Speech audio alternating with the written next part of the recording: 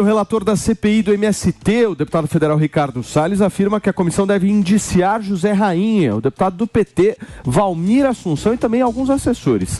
Já o líder nacional do movimento, João Pedro Stedley, deve ser poupado, viu? Gonçalves Dias, ex-ministro do GSI, também não deve figurar entre os indiciados. Vale ressaltar, gente, que a previsão é que o relatório de Ricardo Salles seja entregue já na próxima segunda-feira. Teve uma manobra aí, não teve não, Maninho? Na CPI para trocar alguns integrantes. Teve. Uma famosa amaciada. Quando o governo viu que a CPI estava começando a incomodar, fez um movimento junto com partidos do Centrão e mudou a composição da comissão para, com isso, garantir a não aprovação provável do relatório do Ricardo Salles. E olha que loucura, né? Porque também quase retrocaram novamente. Porque até o momento a barganha que estava sendo utilizada pelos partidos do Centrão para entrarem no governo, começar a dar mais governabilidade para o presidente Lula, era a questão dos ministérios.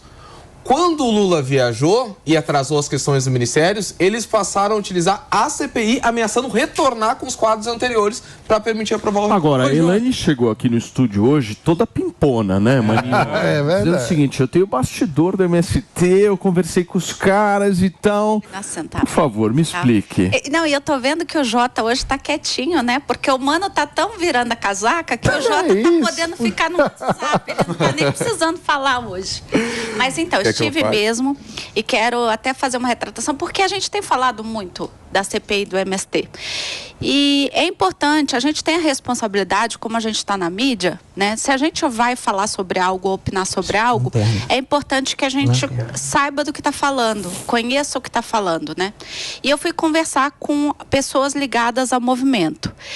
E aí, o que eu entendi? Que, claro, gente, o movimento é muito grande. Possivelmente tenha ali algumas falhas no sistema. Eles não negam que possa ter pessoas ali que não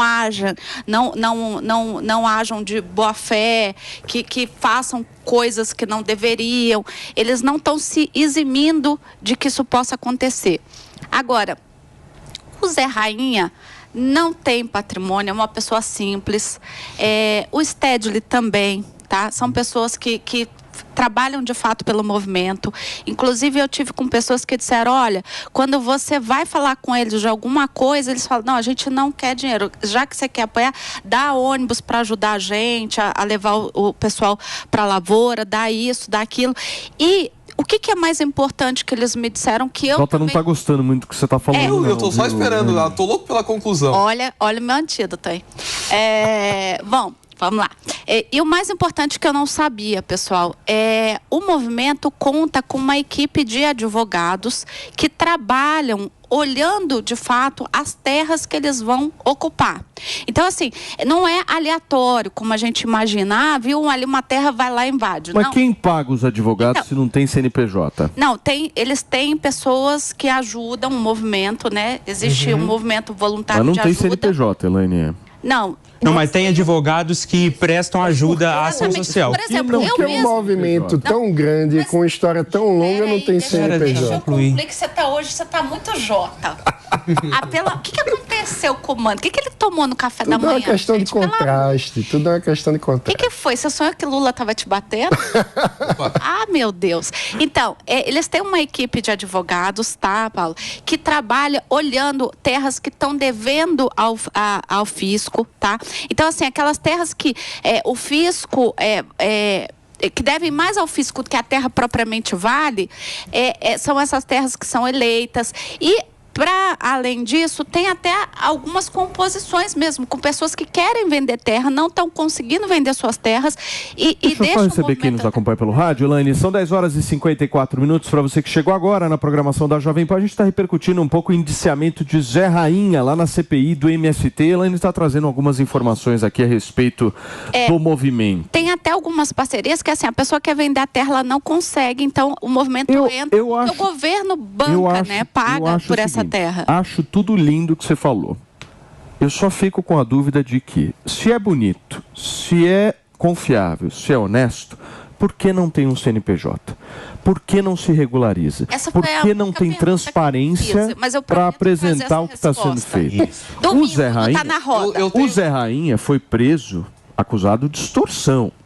Não é que ele foi preso por um erro jurídico, ele foi acusado de extorsão. Aliás, o indiciamento que eles estão promovendo agora do Zé Rainha está liberando o G. Dias e está liberando o Stedley também. Ou seja, os caras estão dando uma bela de uma passada. Já tinha liberado o Rui Costa também, né? Um pouco antes. Da convocação. Da convocação. Não da questão de isso, liberaram o Rui Costa da convocação. Eu tenho mais dúvidas para te fazer, Elaine, se é que tu não tinha. Olha, aquelas... Prometo uma coisa. Não, mas chega de propaganda. Não, estaremos juntos no Tá na Roda. Então, aquilo que eu não consegui responder hoje aqui, eu vou procurar de novo momento e domingo no Tá na Roda eu vou falar. Umas coisinhas para mim. A primeira delas, quando o Stedley estava na CPI respondendo alguns deputados, era o deputado Kim Kataguiri que fez essa pergunta para ele, sobre crimes que ocorriam no MST. Ele falou que possíveis desvios.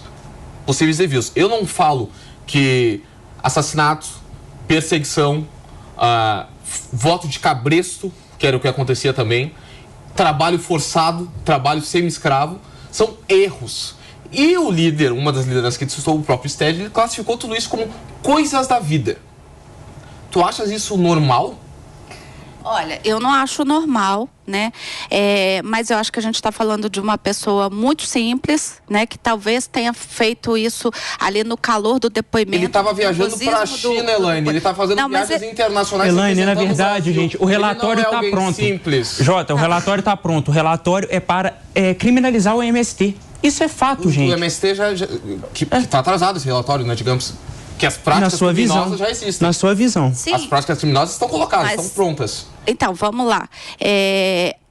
Essa CPI deveria ser para dar uma resposta da sociedade sobre essa questão, que há muito se fala, muita gente fala sobre o que é o MST, né? E há realmente muito desconhecimento a respeito do assunto. Eu mesmo faço aqui uma culpa, eu não conhecia o movimento, falei muitas vezes aqui, eu preciso conhecer mais sobre o movimento, eu preciso entender o que é o movimento para poder falar. Você foi no assentamento lá do Shopping JK, Elaine. Não conheceu nada do movimento. Com esse seu papo. Não, eu conversei realmente com os líderes, né? Eu queria fazer uma pergunta. Mas gostaria que essa conversa tivesse sido no JK. Claro. Não foi. Fala, Maninho. Qual é a opinião? Provoca os caras, Maninho. Você como um bom direitista.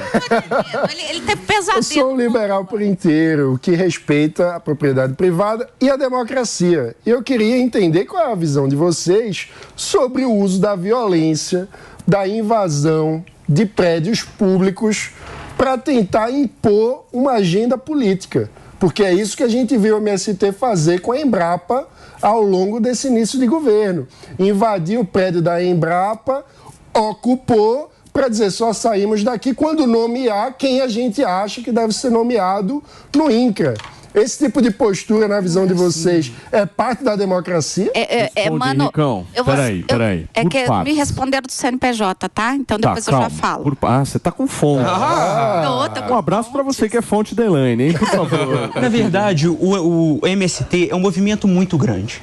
Tem ações benéficas, pelas quais você trouxe aqui e fez uma reparação histórica diante as críticas que você sempre fez ao MST, mas, na verdade, o relator, o Ricardo Salles, ele não tem moral alguma para incriminalizar o MST. Na verdade, não é assim, igual você colocou, eles chegam e invadem uma propriedade privada. Minha avó tem sítio, a gente tem casa. Eu perguntei não é assim. Sobre o governo paga o custo. Os terrenos da Embrapa. Sobre invadir uma propriedade pública relevante que faz pesquisa em agricultura, em agricultura, em defesa do meio ambiente. Ali foi, na verdade, uma pressão política para ganhar violência espaço. Não é pressão política, é autoritarismo. Foi prometido e não cumprido. É uma medida antidemocrática, senão vocês vão começar a dizer que... uma invasão dos três poderes. Exatamente. No dia 8 de janeiro. Que eu condeno como bom liberal, respeitador e cultivador da democracia. Mas a dúvida que paira desde ontem aqui nesse programa é a questão do CNPJ. Então, vamos lá. Tem fontes, Tenho fontes, peraí. Tá vendo? Nem precisa ser no domingo, olha. Não, mas vai rápido, Elaine. Tá bom, vamos lá. Hoje o MST tem mais de 20 CNPJs. As cooperativas ligadas ao movimento têm CNPJs. Tá bom? Então, 20 CNPJs diferentes. Então isso. Não tem CNPJ. Não, são as cooperativas. As cooperativas ligadas ao movimento. Não, são cooperativas ligadas, não é o movimento. Sim, o movimento não tem, mas as cooperativas que estão ligadas a ele. Turma, olha